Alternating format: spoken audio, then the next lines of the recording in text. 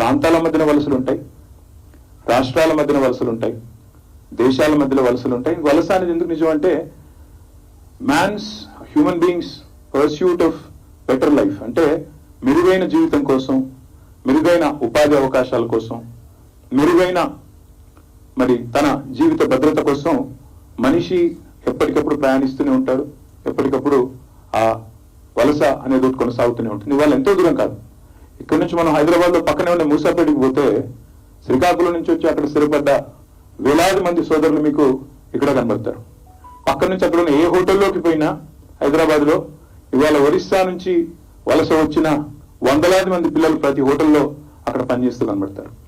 ఇంకొద్దిగా గ్రామీణ తెలంగాణకి పోతే కరోనా అప్పుడు మేము గమనించింది అసలు ఆశ్చర్యకరమైన విషయం, ఇటుక బట్టీల దగ్గర మొత్తం బీహారు జార్ఖండ్ కార్మికులు, రైస్ మిల్లుకు పోతే జార్ఖండ్ వాళ్ళు, అదేవిధంగా హైదరాబాద్లో మీరు ఏ కన్స్ట్రక్షన్ సైట్ కన్నా పోండి, నిర్మాణంలో ఉన్న ఏ బిల్డింగ్ కన్నా పోండి, అక్కడ వేల మంది కార్మికులు అన్ని రాష్ట్రాల వాళ్ళు ఉంటారు. ఒకనాడు భారతదేశంలో ఎక్కడైనా ఒక బ్రిడ్జ్ కడుతున్నారన్నా, ఒక ప్రాజెక్ట్ కడుతున్నారన్నా, ఒక నిర్మాణం ఏదైనా జరుగుతుంది అంటే ఖచ్చితంగా అక్కడ మీకు వినబడే పేరు పాలమూరు లేబర్. పాలమూరు నుంచి వలసలు ప్రతి సంవత్సరం దాదాపు 14 లక్షల పైచిలకు సీజనల్ మైగ్రేషన్ వెళ్తారు, 6 నెలలు పనిచేస్తారు, తిరిగి వస్తారు. అట్లా కొంత సీజనల్ మైగ్రేషన్ ఉంటుంది, కొంత ఏమో ఇప్పుడు నజీబ్ లాగా మరి సంవత్సరాల పాటు భార్య పిల్లలతో సంబంధం లేకుండా కుటుంబాలను మర్చిపోయి అక్కడ పోయి వలసపోయే పరిస్థితి కొంతమందికి. వలస అనగానే నాకు ఇందాక మిత్రులు మాట్లాడుతూ ఉంటే ఒకటి గుర్తొచ్చింది. ఎప్పుడో చిన్నప్పుడు విన్న మాట ఇది. వలస 2 రకాలు.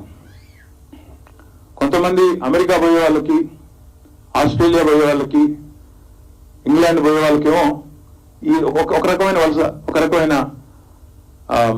తాత్పర్యం ఉంటుంది, ఒక రకమైన వారికి అల్టిమేట్ గోల్ ఉంటుంది. మిగతా వాళ్ళకి ఇంకొక రకంగా ఉంటుంది. ఎప్పుడో చిన్నప్పుడు జరిగింది ఒకటే సెంటెన్స్, దాన్ని 2 రకాలుగా ఎట్లా వినవచ్చు అని. ఒక ఆయన అంటారు జీవితం ఆశల తోరణం అంటారు, కాదు జీవితం ఆశలతో రణం అని ఇంకొకరు అంటారు. అమెరికా పోయే వాళ్ళకి, లండన్ పోయే వాళ్ళకి, ఆస్ట్రేలియా పోయే వాళ్ళకేమో జీవితం ఆశల తోరణం. ఎందుకంటే ఒక సోషల్ స్ట్రాటా నుంచి పైకి మరొక మెట్టు పైకి ఎక్కడానికి అదొక సాధనం. ఎందుకంటే కుటుంబానికి కుటుంబం, ఆ తరం పూర్తిగా మళ్ళీ జీవితంలో వెనక్కి తిరిగి చూసుకునే అవసరం లేకుండా స్థిరపడడానికి జీవితం ఆశల తోరణంగా ఒక రకమైన వలస. మరొక రకమైన వలస జీవితం ఆశల తోరణం, ఏదో సాధిద్దామని, ఏమో చేద్దామని. నేను స్వయంగా పోయాను దుబాయ్కి మంత్రిగా. కొన్ని రోజులు నేను ఎన్ఆర్ఐ అఫేర్స్ శాఖ కూడా నేను నిర్వహించాను. ఆ సందర్భంగా నేను లేబర్ క్యాంప్లో కూడా పోయాను దుబాయ్లో. నిజంగా మీరు నేను చెప్తే నమ్మరు, మీకు చూస్తే కానీ నమ్మరు, ఎవరైనా అనుభవిస్తే కానీ నమ్మం. శ్రీనివాస్ గారు పనిచేసే పత్రికలో ఇర్ఫాన్ అనే ఒక పిల్లోడు ఉంటాడు, ఆయన రాస్తా ఉంటాడు గల్ఫ్ నుంచి, గల్ఫ్ డైరీ అని. నేను చదువుతూ ఉంటాను అది. అట్లా గల్ఫ్లో బాధలు, గల్ఫ్లో వ్యతలు, అక్కడి వ్యధలు, యథార్థమైన సంఘటనలు ఒక్కొక్కటి చదివినా విన్నా కొద్దిగా ఆకలింపు చేసుకున్నా మనిషి అనేవాడు ఎవరికైనా కూడా గుండె తరుక్కుపోక తప్పని పరిస్థితి. నేను స్వయంగా లేబర్ క్యాంప్లో పోయాను. మీరు నంబర్ చెప్తే ఒక మొత్తం డార్మిటరీ మాదిరిగా ఒక చిన్న రూమ్లు ఉంటాయి.